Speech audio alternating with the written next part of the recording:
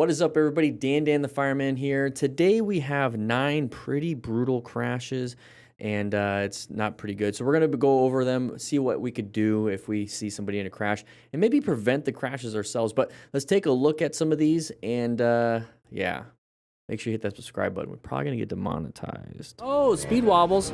Speed wobbles, dump the bike. We didn't have gloves. Don't put your hands down. Don't want to put your hands down. Aye, that last part. Dentist bra. You're checking your hands because there's some pain. Oh!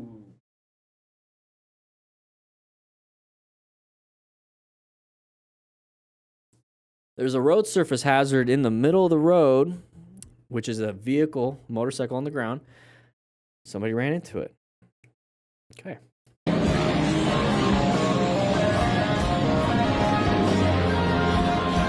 That person has a worse type of injury than we do. So we are speeding, got some speed wobbles. We are riding with a big group. We're racing from point A to point B.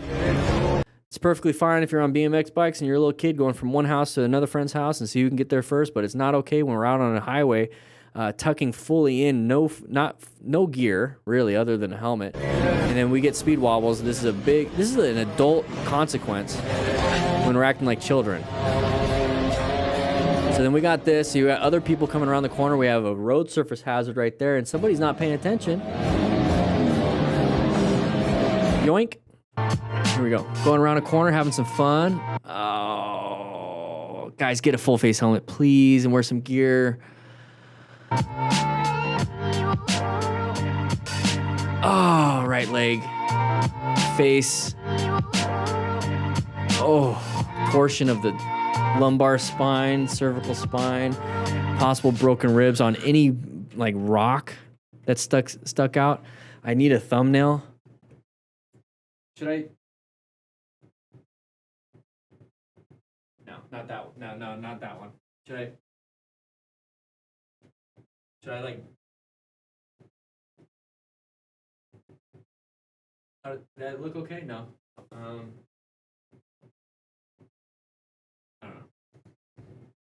I don't know how to do it. Well, I'll pick one of those. I'll test. I'll ABC test it. We'll see. And then YouTube will pick the thumbnail.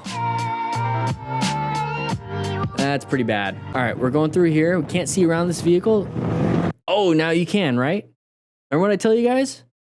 Be off to the sides. Now, I would be off to this side, but even this side. It's pretty self-explanatory. If the car is taking up the middle of the lane, you can't see past it. But if you're off to the sides, you can see past it. It's weird. It's weird how that works. It's kind of common sense, not really, but it is. And so I would have been off to the left. Now let's take a quick look. We have somebody right here. I wonder what's going to happen there in the mirror. But let's go back just a teeny bit. Oh, they looks like they're passing. So right here, we're right behind the vehicle. Can't see around them. Now watch them kind of move off to the side. And now we can see around them. And now we got this person doing something, so let's pay attention to that. Okay, they passed.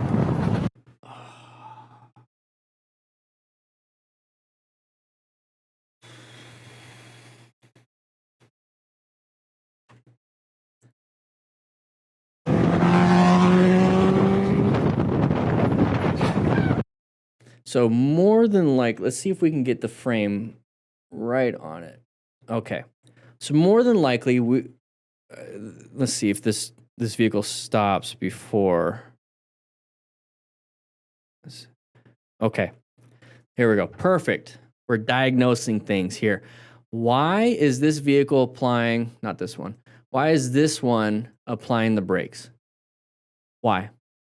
Think. Maybe that black car is slowing down to turn left, right? We can't tell. We don't know. We can't see. All we can tell is this, the brake lights. This person can't see the brake lights because they're ahead of them, right? So this vehicle is slowing down because they can see that the black vehicle in front of them is turning left. So traffic is slowing down. This person decides to speed to pass on a double yellow, which I'm assuming in this country, I don't know if it's America or not, means no passing. So they're speeding. A vehicle's turning left. They're not going to be able to stop in time. And then they collide. And just so you guys know, yes, a 500-600 pound machine going 70 miles an hour is very dangerous to other vehicles, like other pedestrians, other cyclists, other whatever. Compartment intrusion inside of a vehicle when you T-bone somebody into their door, the door going into the person is actually very dangerous. Anything over 3 inches, compartment intrusion is very dangerous because that means those forces are being transmitted into the human body, which causes shearing of the organs and blood vessels, which is going to cause internal damage. So, yeah, it's dangerous. It kills people. And just so you can see how much energy is being applied to this vehicle, watch it spin out. Imagine that force being transmitted into the exact side of the driver door, and boom, driver's dead. It hit the back end, that's why it spun out. But this person right here is not going to be doing too good. So how can we help? Yeah, they did something stupid, but I don't want to see people die. I really don't. Especially if I can have a hand in preserving their life, I'm going to remain calm as best I possibly can. I'm going to ensure my own safety. I'm going to pull off to the side so I don't get hit by another vehicle or maybe his buddy that's being an idiot too. I'm going to try to protect myself, put on some nitrile gloves. And if there's any external bleeding, I'm going to try my best to stop any external bleeding. With a little bit more skill set, I can do rescue breaths or I can do something else. I can do CPR. I can do whatever it is I need to do. But at minimum, stop any major bleeds. Because he's not getting up. He probably has a bad concussion. Here we go. We have somebody going through. Oh, hit a curb. Oh, causes a collision. The Mongols, you guys should be able to ride. Come on, man. I mean, is it Utah? What's going on here?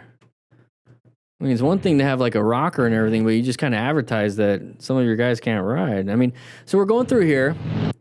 So it looks like maybe they were passing. They went into the left turn lane to pass us. That's my best guess. They went into the left turn lane to pass us because that median is like in front of the left turn lane because you're not really supposed to go straight. So this guy is swerving back into the straight lane, the left lane, right? And then this guy is doing the same thing. He just did it a little bit too late and hits that curb, that median. So that's going to mess him up. He just whiskey throttled it right there. You see that? He fell, whiskey throttled, right into the back. Why are we speeding when there's all these red lights? All these brake lights. Why are we speeding to get in front? Not very smart. Not very smart. Hopefully you can help somebody out if they crash and whatnot, but now you got a lot of damage, a lot of insurance. She's not wearing any gear whatsoever. She's got a little pain on the right leg. Pay attention, guys. The road is the road. Why are we trying to pass in the left turn lane? Stay in the main road. Catch up to each other. He's using an old Pack Talk Bold. They have the new Pack Talk Edges. I mean, you guys should be talking to each other. It's dynamic mesh. You can connect a bunch of riders together and just say, hey, I missed the light. She's shaking. She's shaking. Adrenaline dump. Adrenaline dump. Oh. You know what the biggest problem here is, right? You know what the biggest problem here? He's not using a Cardo Pack Talk Edge or a Cardo Pack Talk Pro. Well, and then the fact that he's not wearing gear. Good helmet, though. Oh, there goes your tattoos, buddy. Oh, man. You saw it, Missy. You saw it. Good job. All right, let's take a look. So he's going to go ahead and low side. It looks like we're getting on an off-ramp. We're increasing our speed on an off-ramp when in actuality what the off-ramp is designed for is that you're going highway speeds, you get on the off-ramp, that's your ability to slow down. He's going faster. Not good because it's his turn. It's fun, but whatever. So we get over here. We lose traction. Probably went on the paint, possibly. There's the abrasions happening. There's the leg abrasions and the hip abrasions and impacts. So now we're tumbling all over the place. So we got, look, we're not even on the ground. It's like Mission Impossible right here. We're sliding all over. But here's the big one. Okay, all that kind of stuff sucks. Abrasions, right? a little bit of a lot of impact, but right here, when he hits that guardrail hard, that's where he's probably going to get most of the breakage.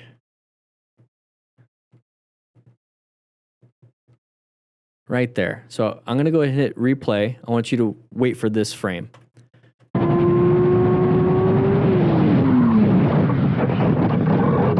Boom, right there. That is going to be painful. Wear gear. Don't speed. Use the off-ramp for slowing down. Oh. There we go. All right. Front makes a mistake and goes down. We're in a lane filter. Driver, Okay. who for some reason doesn't seem to notice what just happened. Okay. Oh. What was this? Whoa. What was the guy in the red doing? Reason doesn't seem to notice what just happened.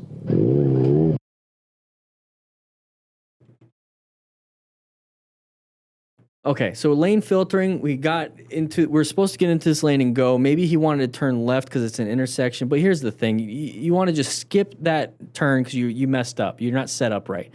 Go to the light. You see the light up ahead? Go to the light and do a U-turn.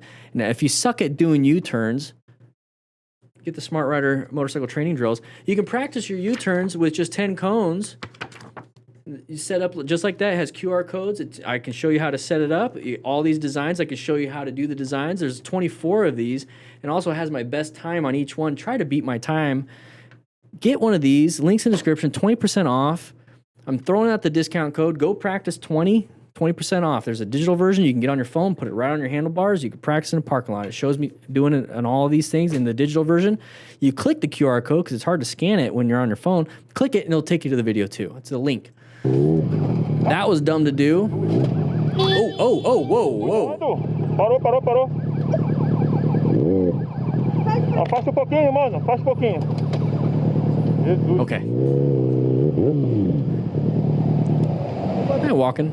Not a big deal. Maybe they're all part of a group, but now we're blocking all the traffic. Você tá bem? Do you think, looks like they were in gear and the clutch slipped and whiskey throttle and bam. Probably, Vlad. Probably. Oh, geez. We're going to loop it probably. Let's take a look. Oh, good job. Handled it. He's looking. He's doing a head check. Oh. 1 second here. I know I really wanted to make this video a lot quicker. Okay. So, doing a wheelie. One thing. Cool. Did a head check. You see the head check? Hey, I'm getting kind of close. I'm going to land it. Now I want to get more to the right and do another one. I'm gonna do another wheelie, but I'm gonna do a head check. Did a head check right there. Double checking, making sure nobody's right there. Very good. Do a wheelie. Oh, somebody crashed. Okay. So we see the wheelie. This is why I say stunt riders, no matter how bad they are, and they crash a lot. Bad as in, they're not really bad. Anyways, they crash a lot. Okay. High risk. It takes high skill. So they have a lot more skill than normal riders, to be honest, right? They have a lot more skill. This right here, you typically don't see. He has a lot more skill than a typical stunt rider. He's able to kind of drop it and then swerve last second. So he's actually hyper aware. He's not just like doing it and blah, blah. Everyone else needs to pay attention, not me. No, he's paying attention and doing it. So I'm really impressed with this guy. The other people, I don't care about. But we're going to crash and do a nice little swerve. Good for him. I don't know, I just had to throw something out there. It was really nice. All right, so here we go. Going around, we got some traffic, not a big deal. Filmed with a potato. We have a side of the vehicle. Kind of saw that a little bit. Watch out for your pelvis. Let's take a look. Okay, he's in a lot of pain. Probably got a broken pelvis. That's not good. Don't look up traumatic open book fracture, everybody, or bilateral femur fractures. That's not fun. All right, this person's doing a U-turn, or I think it's a U-turn in the middle of the road. Illegal. You don't want to be doing that. It's a double yellow. You can't be doing that anyways. We need to see that. We need to look for the open part to swerve. As soon as we see this, though, start applying progressive brake pressure. Start applying that. We get up to here. Now we're not going to be able to stop in time because our total stopping distance isn't good enough. We have to now switch from emergency braking to emergency swerving. Because if we swerve this way, that's the direction they're going. We're going to collide. This gap is going to open. So we need to swerve for the gap. And then we need to swerve back into our lane. This dumb Altima person, Yeah, they shouldn't be doing that. Yeah, it's a crappy situation, but what are we going to do to save ourselves? We need to do something. There's the impact. Yeah, don't look at open book fracture. The flavor experts. Okay. So his legs aren't working. You see how he's like doing that with his legs? He's got a broken femur probably. He's checking his groin. I think he might have broke his hip. Like where the femur head goes into the pelvis. He's got a hip injury bad. You see how the leg is sticking up? Typically, in a relaxed state, the leg will fall down. Like if you're laying on your side, leg will fall down. That's why some people like to have pillows between their legs when they're sleeping on their side, because sometimes it's too much pressure and whatnot. But you see, I can almost see a deformity in that middle of the femur. A little bit of that. It could be the pants. But I'm just pointing out something that I see. It does this and then turns. This right here, that bend, is what I'm concerned about. Possible mid-femur fracture, so there's a break right here. So that's what the femur's doing right here. See how it's not straight? Because the femur, the head of the femur, I wish I could do a straight line. The head of the femur kind of does this. There's the head of the femur. It has this curve, and it goes all the way to the top of the tib fib. This is not straight at all. But what I see here is like the bump. And then what I'm concerned about, I won't be able to see the leg. I can't see the leg. What I'm concerned about is this part breaking inside the pelvis. Yeah. That's what I'm concerned about. You see right there how it's bent? See how the leg's bent? See how it looks weird? Yeah. Like if you see something that looks weird, it doesn't look normal, it's probably broken. See, it should be flat like that, but then it's like spasming. Oh. Look at his foot. Maybe the shoe's kind of off a little bit. Shoe's pointing up this way. That means the leg is doing that. So his ankle is twisted. Got a bend here. He's got massive trauma to that right leg. Don't look that one up, Zach King. Don't look that one up. I kind of want to see the injury. That's probably what did it right there. Maybe not the crash.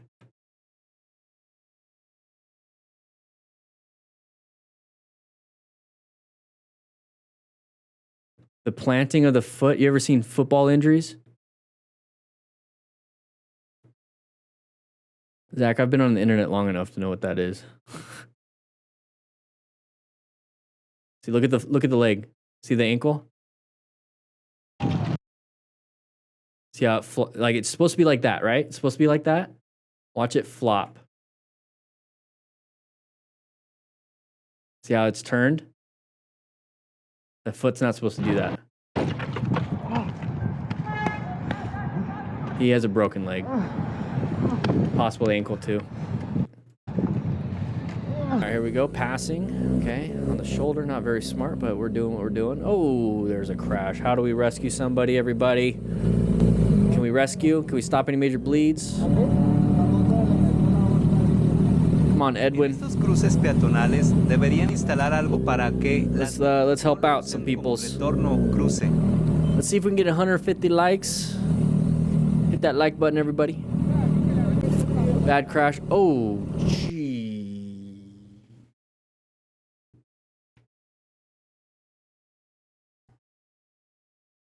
This looks like a fatality.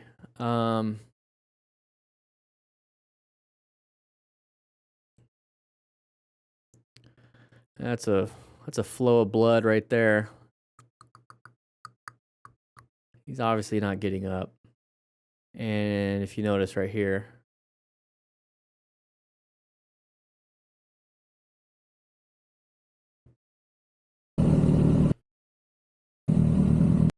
yep.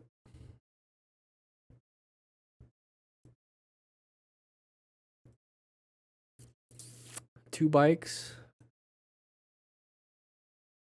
So we got a bike here, bike here. Let's do an X there, X there. Oh man, I've been on these. They don't look human anymore when you get up close.